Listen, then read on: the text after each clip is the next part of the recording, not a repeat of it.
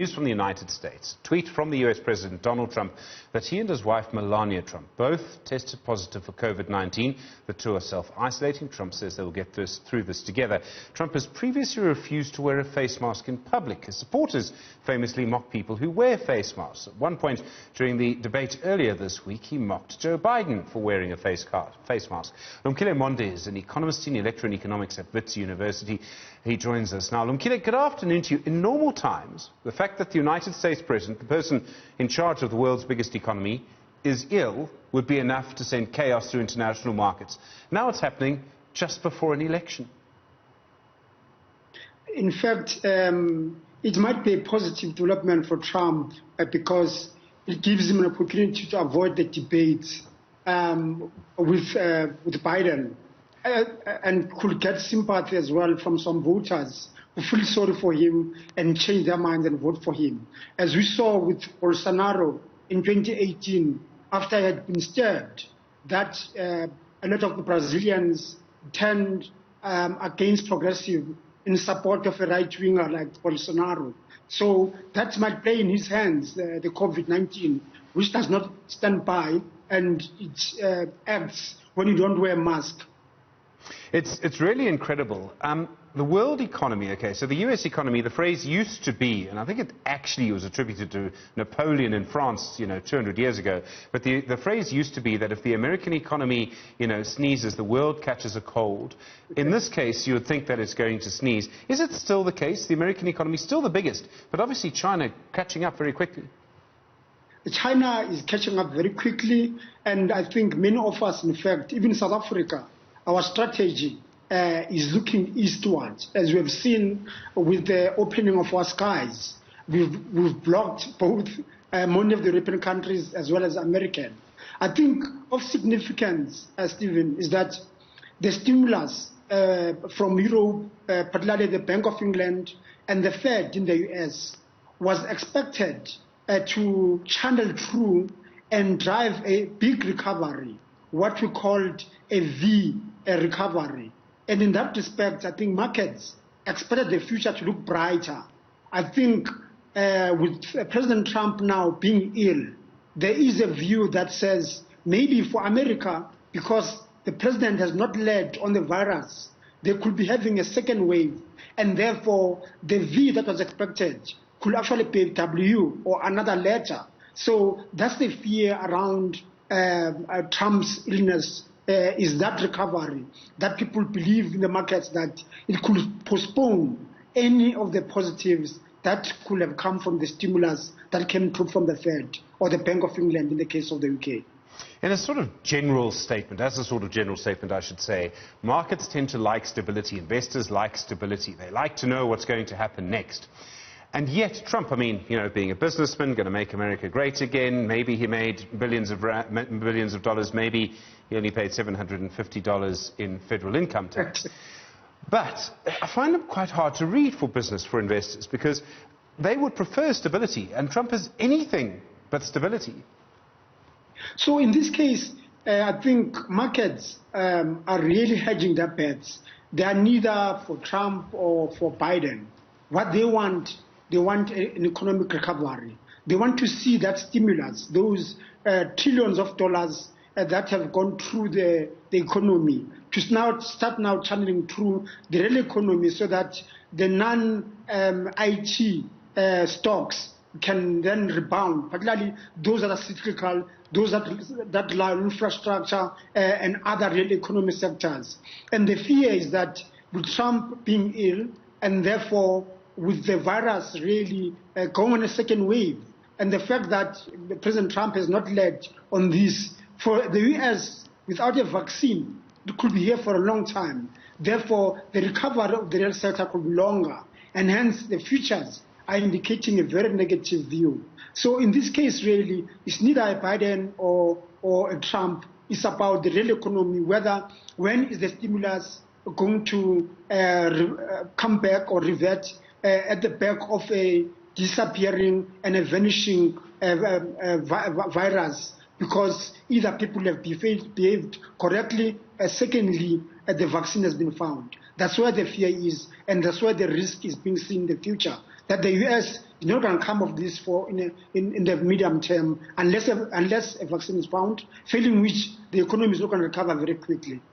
I've been fascinated by looking at some of the markets, not maybe for the last month, but certainly for the months before that. They were driven really by one thing, which is what the drugs companies were saying about the vaccines, the pharmaceutical company, the people in Oxford and all the rest. And, it's very simple. If they thought they were getting closer, this person's in phase 3 trials, the market zoomed up. I mean, amazingly, completely unlinked to what was happening in the real economy. And then if there was a delay or something, the markets went down again. It would seem to me, that from what you're saying, that if the American election doesn't push markets either way, that's still the driving force then, whether or not we get a vaccine. I think so, to an extent, Stephen. I think as far as the vaccine is concerned, let's follow what the EU is doing. I'm very encouraged by the trials as well as the push through Zeneca that the Europeans are trying to do. As for the US, I think the US is going to remain really vulnerable, not because of the politics, but also just the leadership around the pandemic.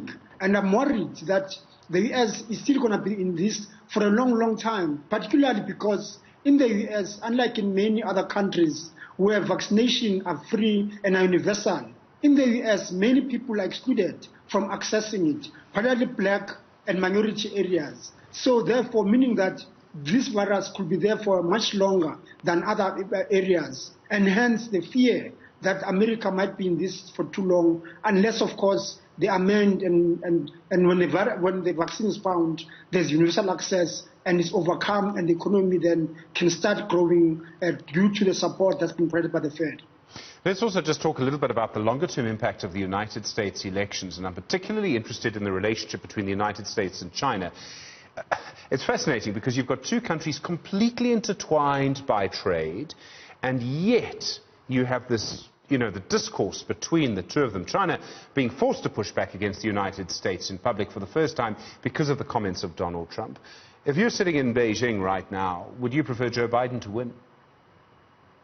Absolutely. I think Biden does not show those negative features that you've seen from Trump of being anti-China, for example, and of really taking a lot of the capability that China has built and banning it in accessing American markets, such as the Huawei technology or WeChat. So I think Biden will be much more pragmatic, because I think if we want to build a world which got a future for humanity, we need cooperation across the world. And I think Biden will provide that platform to rebuild the trust that's been lost through Trump's leadership.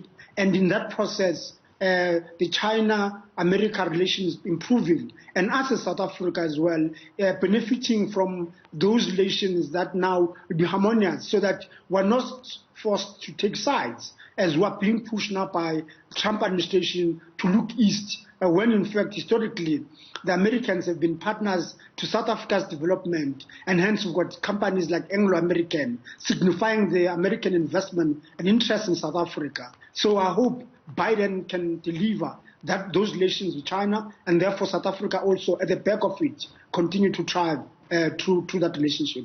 I mean, this is really important for us, right? I mean, we want stability between those two nations. A US-China trade war is bad for us. Absolutely. Remember, we are one of the biggest commodity exporting countries to China. In fact, China is our biggest trading partner at the moment.